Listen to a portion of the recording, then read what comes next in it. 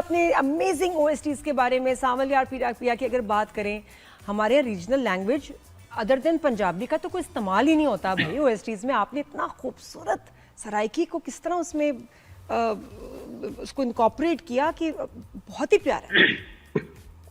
Actually Nadia जी, एक चीज मैं कहना चाहूंगा कि कोई भी गाना हम करते हैं ओएसटी तो फिर एक नई एप्लीकेशन बन गई है, बट ये ओएसटी भी गाना ही होता है, कहने का मकसद ये है। तो जब ये प्रोजेक्ट कर रहे थे तो असद भाई, असद कुरैशी साहब और सलमान साहब और हाशिम साहब ने कहा कि यार हमको गाना तो बनाना ही है, लेकिन उसके अंदर हमें सराइकी टच चाहिए, बिकॉज हमारा अहमद अली अकबर जो वो सराइकी करेक्टर है। तो मैंने ठीक है, क्योंकि मैंने इससे पहले कभी सराइकी किया नहीं था, मेरे लिए बड़ा टफ था थोड़ा ये, क्योंकि उस लैंग्वेज में जाके, उस स्केल में जाके, उस मतलब एक काफी एक मुश्किल टास्क था, लेकिन वो अल्लाह का शुक्र हो गया और आप सबने और ऑडियंस इतना पसंद कर रही है। और वो बांसुरी है शुरू में, it's like a haunting music, थोड़ा सा उन्होंने टच भी दिया ना, थोड़ा सा उसको। वो क्या आपने क्या इंस्ट्रूमेंट्स का इस्तेमाल किया, कैसे बनता है गाना, जरा थोड़ा सा प्रोसेस बताएं नवीद। ये बांसुरी थी, क्या था? उफ, तबाही। ये फ्लूट था, ये बांसुरी आप जैसे कह रही है। एक्चुअली होता यही है ना कि मतलब पूरी टीम बैठती होती है, हम लोग और सब डिस्कस कर रहे होते हैं, और फिर एक गाना बनता है, फिर डायरेक्टर्स को मनाना होता है। दानिश नवाज साहब कमाल डायरेक्टर है, कमाल इंसान है बेशक, उनके साथ काफी बहस, फिर सलमान साहब के साथ और फिर असद कुरैशी के साथ काफी सारी बहस होती, लेकिन सारी बातों से पहले नादिया जी ये है कि इंसान का खुद टैलेंटेड होना बहुत जरूरी है, चाहे वो कोई भी कंपोजर या कोई भी फील्ड हो। तो इस तरीके से गाना बनता है और फिर करेक्टर को इन्वॉल्वमेंट अपनी मुझे पूरी देनी होती है। जैसे कि मेरे पास तुमों में जब हम गाना बना रहे थे तो खलील साहब ने एक्चुअली मुझे कहा कि ये नया नया बच्चा है, भी फील्ड में है, ये कैसे बनाएगा गाना। हालांकि मेरे वालिद कंपोजर वाजिद नशाद था, मेरे दादा भी नशाद था, तो उन्होंने मुखालफत की, लेकिन फिर भी मैंने गाना बनाया। तो उस वक्त हुमायूं भाई, नदीम भाई ने स्टैंड लिया कि नहीं यार, इसका रिसेंटली हिट हुआ है, जा तुझे माफ किया, और फिर वाजिद भाई का बेटा है तो यही करेगा। तो खैर वो किस तरीके से मान गए और फिर मैंने गाना बनाया मेरे पास तुम हो। तो एटलीस्ट कोई एक हफ्ता मुझे नदीम भाई ने सिर्फ इस करेक्टर को, यानी कि मेरे माइंड में दानिश बिल्कुल मैं खुद बन चुका था उस वक्त। मैंने अब अपने आप के अंदर इतना उसको इन्वॉल्व कर दिया करेक्टर को, तो फिर ये गाना बना। एक बड़ा मुश्किल ना दिया जी, आप लोग को कहना बड़ा आसान है कि ये अच्छा गाना है, बुरा गाना है।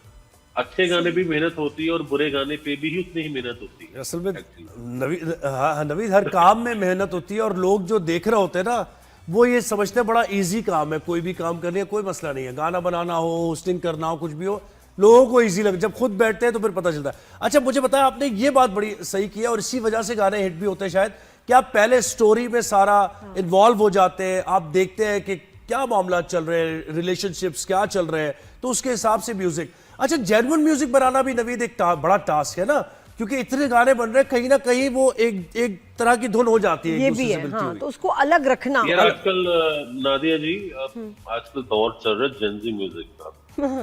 तो बेसिकली जेनजी म्यूजिक एक एज, एक क्लास है, वो जो कि 17-18 से लेकर 25 साल तक चलती है। फिर मिलेनियम है, ये वो। म्यूजिक की कोई एज नहीं है, म्यूजिक की कोई क्लास नहीं है। अच्छा होना चाहिए, अकॉर्डिंग सिचुएशन होना चाहिए। और एक और बात मैं कहना चाहूंगा आपके शो के थ्रू, रैंडमली गाना बनाना टू वेरी इजी। वो बड़ा आसान है कि मैं किसी मूड में हूँ और मैंने एक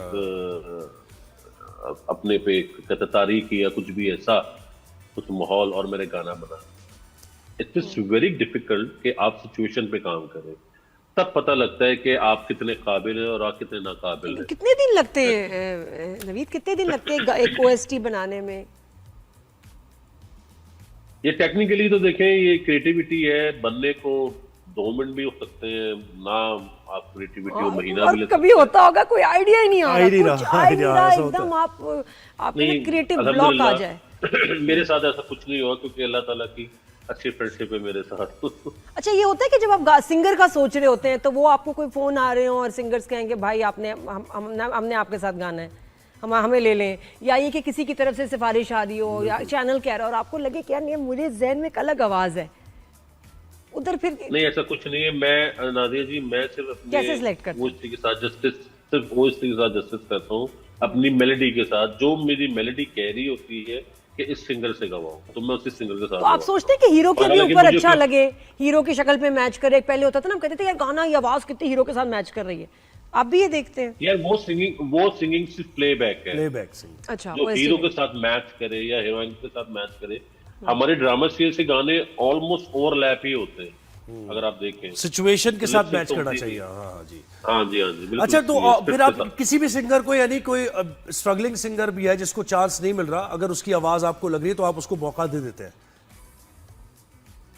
नहीं, ऐसा नहीं है, क्योंकि मेरे साथ सिर्फ मैं इन्वॉल्व नहीं हूँ ना, पूरा चैनल होता है, तो उनकी भी देखनी होती है। और फिर देखिए, हमें प्रोडक्ट बेचना भी होता है ना, ये भी देखना होता है। सिर्फ आज के दौर में सिर्फ सिंगिंग अच्छी होना जरूरी नहीं है, आप प्रेजेंटेबल भी होने चाहिए, आप टॉकेटिव भी होने चाहिए, आपके पेरेंट्स भी अच्छे होने चाहिए, और आपको गाना भी आना चाहिए। ये सब चीजें जब कलेक्टिवली पैकेज है ये। इकट्ठी होती हैं तो तब एक बात बनती है। सही। अच्छा, थोड़ी सी पाकिस्तान आइडल की बात करेंगे, क्योंकि बड़ा मशहूर है, सब देख रहे हैं, और ये बहुत एक हमारे लिए फख्र की बात है कि इंटरनेशनल फ्रेंचाइज है जो पाकिस्तान में बन रही है, और हमारा बहुत सारा टैलेंट सामने आ रहा है। तो वो आपको उसको कैसे देखते हैं? और खासतौर पे फिर अगेन वो जजेस की सिलेक्शन, जजेस के बारे में बहुत बहुत important क्रिटिसिज्म हो रहा है। यार मुझे एक बात तो बताएं पहले, जो लोग तनकीद कर रहे हैं, क्या वो तान सेन खान साहब की फैमिली है? ऐसा नहीं है। तो जो हमारे प्रमोटर्स हैं, बदर कराम साहब है, या और जो टीम बैठी है, वो बेवकूफ तो नहीं है ना, उन्हें कुछ सोच समझ नहीं, के लेकिन जजेस को नवीद, बताया इसमें होगा। थोड़ा सा मैं एज अ लिस्टर मैं आपको बताऊंगा, ये जरूरी तो नहीं है ना कि तानसेन ही हो। आपको अच्छा, यानी आप एक अच्छे लिस्टर भी हो सकते हैं ना। तो इस पर फवाद खान पर ज़ाहिर तनकीद हो रही है, फिर दूसरी जो सिंगर है, क्योंकि हमारे पास बड़े अच्छे अच्छे सिंगर्स यार हैं। भाई एक्चुअली देखे, बात सुने, शो बेचना भी तो है ना, हाँ, कि नहीं? ये बात सही है। कमर्शियल तो एलिमेंट। फवाद खान, या तो आप बोले पर्सोना नहीं है पाकिस्तान का, नहीं, या बिल्कुल है। सेलिब्रिटी सुपरस्टार नहीं है, वो है ना। मैंने भी उनकी भी यही audience कहना है। था कि सुहेब एक लेकिन उसमें स्पेशलाइज्ड है ना वो glamour सिंगिंग और एक कंपटीशन है ना। मेरा इसमें commercial- मौक़िफ़ ये है, हाँ। ठीक है, वो प्रेजेंटेबल है और आपकी प्रोडक्ट सेल, लेकिन एक स्पेशलाइज्ड काम है सिंगिंग। जज भी सिंगर्स को करना आपने, या नहीं? यार मैं इस तरह तो मैं ये बोलूंगा कि इतने सारे शो चल गए, अभी तक कंपोजर का पता नहीं है इस शो में, कहीं भी नहीं है कोई। बिलाल मसूद साहब के अलावा कौन है कंपोजर वहाँ? या आज तक जितने गाने चले हैं, आप किसी को उसी तरीके से देखें। अभी कहने को बहुत कुछ है, बहुत लंबी डिबेट हो जाएगी। नहीं आप तो बस- ऑलमोस्ट जो जी। अच्छा है, बिल्कुल सिंगर्स भी अच्छे हैं, जो निकले हैं वो भी अच्छे हैं एक्चुअली। ये बताऊं मैं ये आपको, तो है। वो भी अच्छा अच्छे लगे, हैं। लेकिन नवीद अगर समझे कि ये पैनल में 2 और जजेस रखने की गुंजाइश होती, ये भी होते, 2 और आते, तो वो आप कौन मेल और फीमेल सजेस्ट करते कि 2 और आपसे पूछा जाता? एग्जैक्टली मैं कहता कि आबदा परवीन जी का होना बहुत जरूरी था, वेरी एक। गुड, बिल्कुल। और सिंगर्स में, मेल सिंगर्स में सजाद अली भाई का होना बहुत जरूरी था। सजाद। वाओ, अब देखिए, यही तो मिसिंग चीजें हैं जो हम भी ऑब्जर्व कर रहे हैं उसमें, इसीलिए हम ये बात हमारे कर रहे दिल की भी बात है। और हुमैरा हालांकि अरशद भी राहत बात- भाई इतना अच्छा बोलते हैं, जेब इतना अच्छा बोलती हैं। मुझे तो जो बिलाल को singers हैं, सुन के वो इतना तालीम- अच्छा लगता है। I love the way